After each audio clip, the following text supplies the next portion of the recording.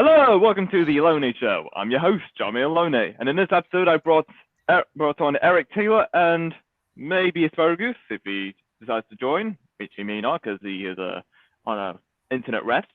But anyway, for our guest, she's from Chesapeake, Virginia.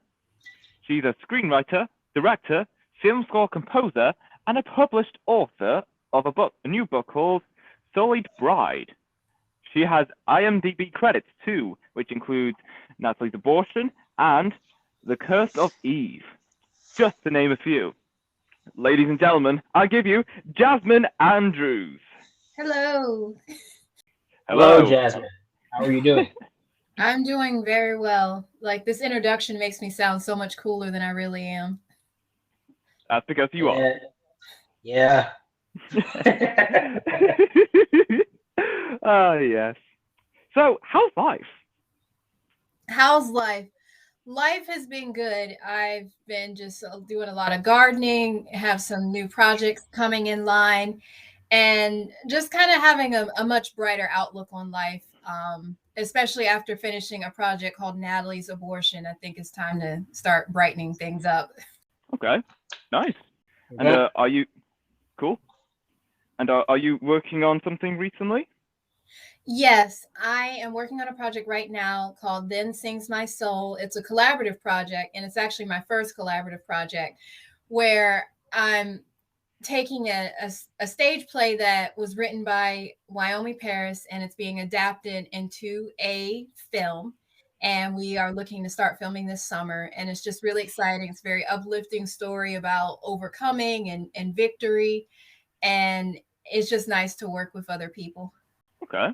Oh, that sounds pretty good. Yeah, sounds pretty inclusive. Yes. Oh, yeah.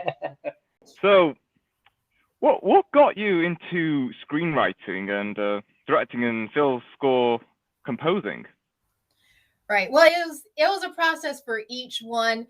A lot of with screenwriting, I was always writing stories as a teenager, and I just looked up and realized that the stuff I saw on TV didn't necessarily represent me, and I wanted to see different voices. And it's funny because I know I do a lot of stuff with women's topics and very actually kind of serious stories, but I started out writing sci-fi because I always liked the original Star Wars, and I kind of really want to get back to that. But that's how I got into screenwriting, because I wanted to see the stories that I saw in my head played out.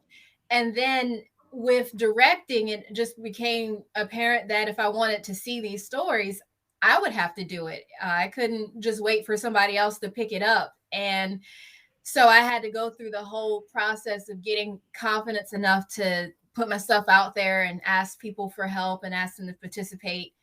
And with film score composing, I mean, I studied music since I was a child. I always loved the classic film scores, like again with Star Wars and Braveheart, and all of the film music stood out to me, and it was something I just wanted to do. And then directing films gave me an opportunity to score them too, because they needed a film score and I had music. Okay, interesting. And out of the three, which one do you love doing more? Probably film score composing, because I know that I kind of drank a lot when I was filming Natalie's Abortion because it was such a stressful story. I mean, the actors and everybody just did such a phenomenal job, but just the stress of like some of the scenes we had to do. I know that with music, it's even if you are writing music for something that is really distressing, music has a way of flowing through you. So like an emotion, it doesn't just stay. You can feel it, experience it, and then it moves on. And especially satisfying the part in the music when you get to the victory. And so it's a way of being able to experience emotions without necessarily being traumatized by them. So I definitely enjoy film score composing the most out of all of them. Okay, great. Eric, any questions you want to ask Jasmine? Have you ever Was there anything else you wanted to do before writing screenplays? Um, well, I was on an academic track, and it was, I always kind of looked at writing and doing films as like my childhood dream, but then it was like, no, be realistic. But then when I was out of school, and I was out of school early, and I had a lot of time to just be around the house doing kind of nothing, I started to reevaluate, well, why is this not realistic? Why is it just a dream? Why can't I do it? And so I started to just pursue it, and in addition to academics. I mean, if I was not doing this, I would probably be a criminal prosecutor, and I don't think I would be, I just don't think that, I mean, I would be good at putting people in jail and all, but I prefer to kind of send a message to the world that's, more empowering than just putting people behind bars. Okay. I mean, that's all right. That's interesting. Yeah. A criminal Yeah. prosecutor. Huh? Oh yeah. I thought you were gonna say you. When I heard criminal, I thought you were gonna say you would have been a criminal or something. Oh, Like just no. I'd interact with criminals and put them in jail, but no, I would not go into life of crime. But it is kind of funny how a lot of times people who are on the opposite spectrums are very much similar in their pathology. Okay. Okay. Nice. So when you do the screenwriting, directing, and film sort of composing, whereabouts do you do that most? In which location? Well, I mostly just work from home, and so the writing takes place typically in the morning or late at night, but not too late because I kind of tend to go to bed like around 10. But um it's just mostly at home. Like I film right in the Hampton Roads area where I reside, because another thing with the dream of pursuing it was, yes, I could go to Hollywood and try to like push my way into an industry that's not necessarily welcoming or wants me there, or I could take the scenery from all of the beautiful landscapes that I've experienced my whole life, because Virginia is a really beautiful state, and then just write the stories there. Plus, a lot of the inspiration I received for these stories came from places of looking around and seeing these fields and having to invent some type of something interesting happening. Okay, great. Which project that you've worked on thus far have you liked working on the most? Have I liked working on the most? I had to think about that. Which one do I like working on the most? I've had really good experiences with all of them. But I have to admit that, especially like with my first project, The Curse of Eve, it was great working with everybody, but I know I would come home and kind of be crying in front of my laptop because I would be so overwhelmed with how much that was involved with it. But that first experience was really great. And then with working with Natalie's abortion, I did not have the same fears of the project because I was somewhat overwhelmed, but then also I'd be crying in front of the laptop because of the trauma and the scenes and everything. So I'm going to say yet to be determined. I just know that I really like all the actors and the people I've worked with, and definitely want to work with them again. So I'm going to say that it's going to be a future project. That's been my favorite. Okay, that's nice. So outside what you do, what do you do in your free time? Gardening. I mean, mostly just gardening because that's where I get my revelation. Just kind of just the task of just doing the repetitive action, pulling weeds, tilling the ground with a shovel. It kind of gives me time to clear my head, or just, if I'm upset about something, just take it out on the grass in some way. So that's how I spend a lot of my free time, just in the backyard. Take it out on the grass. Like, do you mean like pull the grass out? Like you're pulling out Yeah, hair or yes, something? yeah, like literally just take the shovel and just start hacking and just go to town. Plowed up. Okay, nice. Do you ever travel often? I really do like to travel. I've been to Israel a couple of times. I have traveled for just different school related stuff. I've traveled just for leisure. I really would like to go to England, and I'm not just saying that because I hear your accent, but that's actually a place that I've always wanted to go ever since I saw. Um, I think it was the movie The Parent Trap, because it was like when she went to London and experienced that whole different world. I'm like, I want to go there. Plus, I won't have to learn another language, even though I think the English might feel like they know more about English than Americans. Okay. Yeah. That might be true. That's probably why some people in America do fail English for some reason, like English class. Well, because they didn't do the summer reading, or at least they didn't do the Cliff Notes. Yeah, that's true. English class is really easy. I don't know how people don't pass it. Yeah. I don't get it either. It seems easy for me. I just like off I go, and yeah, and just be on my way. Yeah, those were the days. So, if your mind was an island, what would it look like? If my mind was an island, wow, my mind. I don't even know what to say, because I'd be so scared to be an island in the middle of the ocean because they're so small. It's surrounded by water. I mean, all I can think about is my poor little island sinking into like, some tsunami or something. This is really tragic. Oh dear. Yeah, but I suppose it would look like there'd be bananas there, which is one of the staples of my diet, along with avocados. And I really don't even know how to answer that question. It's so metaphorical. Oh yeah. Okay. It could be like that. Here's an easy question. What was your favorite cartoon growing up? Batman. Or cartoons. The 1990 Batman. Yes. Yeah, square people, intense thing. Yeah, again, that goes back to why I might have been a criminal prosecutor, because it's like maybe I wouldn't be able to beat up people like Batman, but I could put them on trial. You said that in like 0.1 seconds. Like it was that easy. Yes. Yeah, right off the bat. So, is there any other countries around the world you haven't been to yet, but you just like really want to go to?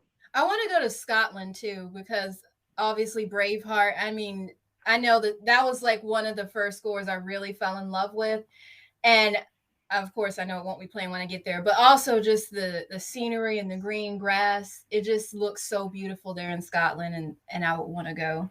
Okay. Yeah, I do love a bit of Scottish scenery, all the green, nice fields and the Highlands too. It's just great. Yes. Yeah. If you could live anywhere in the world, where would it be? Anywhere. Just forever? Just I had to stay there forever? You don't have to stay there forever, but you could go. We can move back and forth between different places if you like to. Yeah, it can be like a summer home or something. Oh, a summer home. All right. Well, I don't want to sound like I'm not creative or anything, but I might go up to Stanton, which is still in Virginia, but I really love the Shenandoah Valley because I like the mountains, and I really like that area, and I visit there every once in a while. I just love Stanton, so probably there. But I need to expand my horizons. I should probably go out of Virginia at some point. Okay. Yeah. Yeah, same here. I need to expand my horizons too. I mean, all I do is stay in the house. I don't do anything. Yeah. But I like staying in the house though. Still need to go out more. Yeah, same with me. Did you have any role models growing up? Well, I know I received a lot of inspiration from my mother, and she was my role model because one of the most powerful things that I ever saw her do was she took out a typewriter. Yes, a typewriter. And she typed up her resume when she was going back to work because I was at the age where I was old enough where I didn't need somebody at the house. I'm the youngest. And when I saw her do that, and I was like, oh my goodness, I could take the typewriter and I could write things, and I could do that for my profession. And that was a really powerful moment for me. So she's definitely a huge role model in my life. Like, she is in the Air Force Reserves. And so every weekend I would see her put her hair up in a bun and put on a uniform and go be in the military. I never knew exactly what they were doing as a child, but I knew that she worked on planes, and I was like, wow, this is really powerful. So my mother is a huge role model in my life. And it was really easy when I had the assignment in school to write about who your hero was, because I didn't have to do any research because she was just in the house and I could just write it. Yeah. Okay. Yeah. Okay. Yeah. That's convenient. And it's very wholesome too. I mean, it would be Yeah. pretty cool if they somehow. It would be pretty cool if they somehow brought typewriters back in a modern way, of course. But still, it'd be And pretty the cool. clacking sound, yeah, it's very cathartic to listen to that clack, clack, clack, clack. You know, like you really gets you in the moment when you're writing stuff. Right. Exactly. Because Mhm. after she finished writing that resume, she let me play with it because it had the little bit of ink, and I got to sit up there and just type my name and just type like gibberish and different stuff. Yeah. If you had Yeah, it sounds like. Oh, you were saying? Sorry. no, no, finish what you're going to say, Eric. Oh no, it wasn't important. I was just gonna say it sounds like something I would do if I was young. Like just type my name and all that on a typewriter. Okay, cool. If you had to pick any character in a book, movie, or TV show, who's most similar to you? Pardon, could you repeat the last part? Sorry, all right. If you had to pick any character in a book, movie, or TV show, who is most similar to you? Who is the most similar to me? I'd probably say Buffy the Vampire Slayer. I watched that show continuously, and I certainly identify with it because she's strong, she's feminine, she got put out of school, and that happened to me once. And it was her. It wasn't for anything violent. I was put out of school because of questioning authority figures, which was something that was a real theme in the Buffy the Vampire show. So Buffy and I definitely have a lot in common. Okay, interesting. Okay. That's nice. So yeah, so if there was anything in life that you could take back, what would it be and why? I would probably take back some of the things I did for people without payment, because I was just so happy to have somebody actually take me seriously that I did a lot of work without pay. And to take that back, I would just say, no, either pay me or I'm not doing it. All right, that sounds like a good thing to take back. I can respect that. Shoot. Yeah, I agree. Yeah. Yeah. What superpower do you wish you could have? I would probably go with super strength like Buffy, because I definitely would want to beat up the football team or all the bad people in the world, or slay some vampires if they ever decide to make themselves known. Wait. Did you say you wanted to beat up the football team? What? I do, because they just think they're so cool. Like every time they get to the end zone and they're doing their little dances, and it's like, yeah, I'd Oh be. yeah. Was there a guy named Chad? Actually, yeah, but he was in band. But yeah, I'd beat him up too. He was in band. Oh yeah. I didn't think Chad still existed. I didn't even think people were using that as a real name. Oh, I still do. Yes. Oh My yeah. name is Chad. Chad Oh yeah. Taylor. I think the Chad new Taylor. guy name is Liam, though. Like, that's if you want your son to be tough, you should name him Liam. That's the new tough guy name. Interesting. I never thought of it that way. Yeah, me neither. I knew a Liam, but I didn't. We weren't Yeah. friends. Yeah. I knew William too. We used to be mates, but we've grown apart apparently. So yeah. And the rest was history. All right, sore subject. We won't bring up Liam again. Yeah. So, what is the best thing you've bought off Amazon? Probably my Canon Rebel camera, which I got my start for my films. That's where I bought it, Amazon. Okay, nice. And what were the specs of that camera? It's a HD camera. I don't know what else to say. I'd probably have to be reading it in order to give you all the information on it. That's fair. That's fine. I mean, a HD camera is good enough, actually, in my opinion. Right. Any camera of that quality is just perfect. So yeah. I picked the Rebel because I wasn't really sure which camera I should get or how to start out. And I was like, oh well, I have a rebellious streak. That's me. So that's how I decided on my brand. Yeah. Cool. Do you have any pets? I have a pitiful pit. His name is Coco. And he is the sweetest dog, and he specifically likes me and no one else. So we definitely keep an eye on him.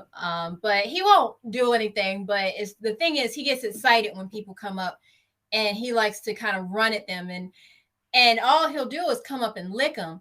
But of course, nobody knows that. And given that pit bulls have their reputation, so we have to just be careful to keep Coco away from getting too excited around people. But yes. Yeah, I have a dog named Coco. You do?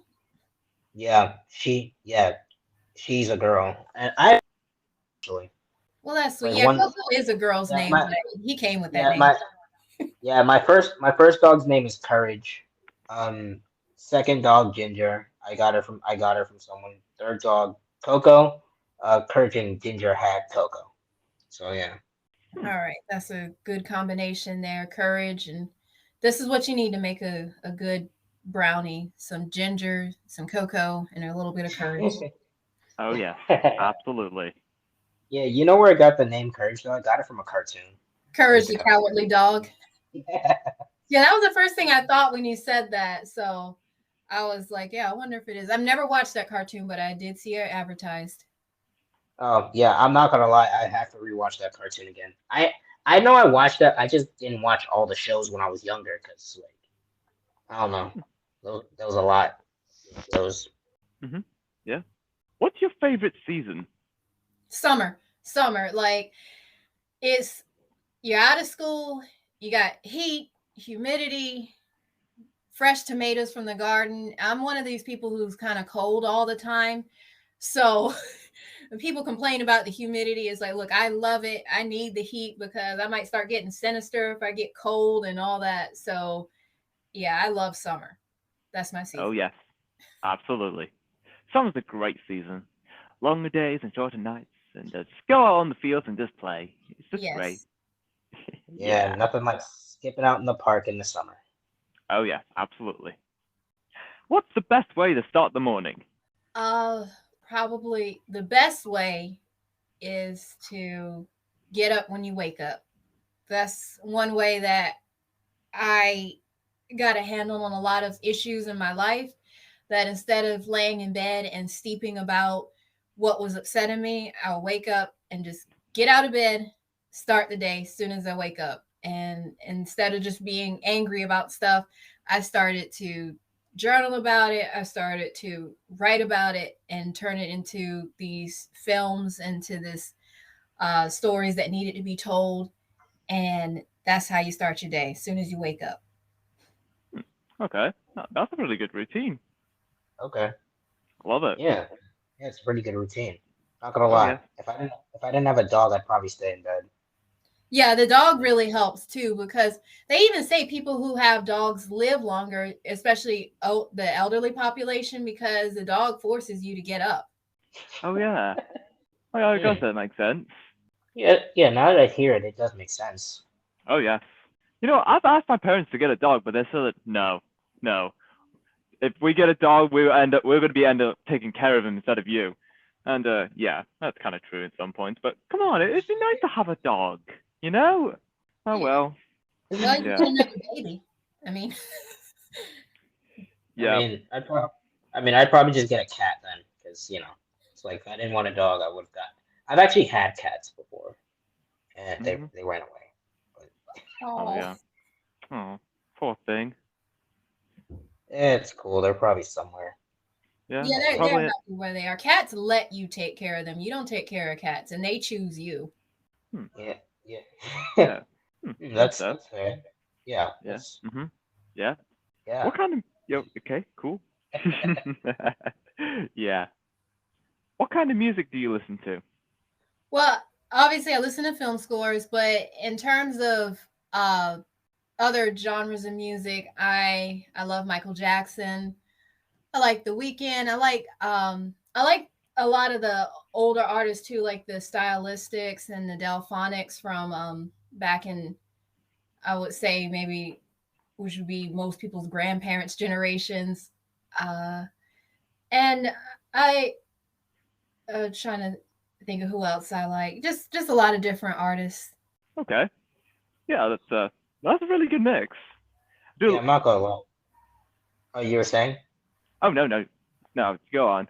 Not so much. I was gonna say my favorite artist, like I'm not gonna lie, I like a lot of people, but this the like one person that I actually took the time to follow his career. Not took the time out of my way to like follow him on Instagram so I can follow his career. I like Juice World. That's my favorite artist. Nice. Cool. So, is there any other projects you about to start working on? Well, like I said, I'm working on Then Sings My Soul, which is a feature film, and other than that, I do have some secret projects, and then another book. This one is a fictional story about three kids growing up in a abusive home and how they have to manage to escape from their father. It's called Quince Marshall is My Father. It's kind of a statement that comes up among each of the kids because when you grow up in an abusive home, there are things that just don't phase you because Quince Marshall is my father. So that's where that title comes from. So those are the projects that I have in line. Okay, great. What is the craziest, most outrageous thing you want to achieve? Well, with my secret project that I'm not talking about, which I probably shouldn't bring up because then the next thing people ask, well, what is it? I want to have the Game of Thrones success before the season 8, but I want to have that level of success with the secret project I'm working on now. Okay, that's cool. That's the crazy stuff. Like 80 million viewers per week. That's what I want. Wow, 80 million. That's Yes. wild. Yes. Wow. Cool. Gnarly. Nice. And then y'all, Rad. you could be the first two. Nice. Radical. Well, oh yes. Well, that's all we have for this episode. It was great having you here, Jasmine, talking about your work as a screenwriter, film score, composer, and yeah, just everything else. It's been absolutely amazing. Well, it was really nice, and I'm gonna give that island question more thought because I think it's something that needs to be explored. It's how does my mind work? It's really fun. Cool. That's nice. And until next time, stay tuned for more.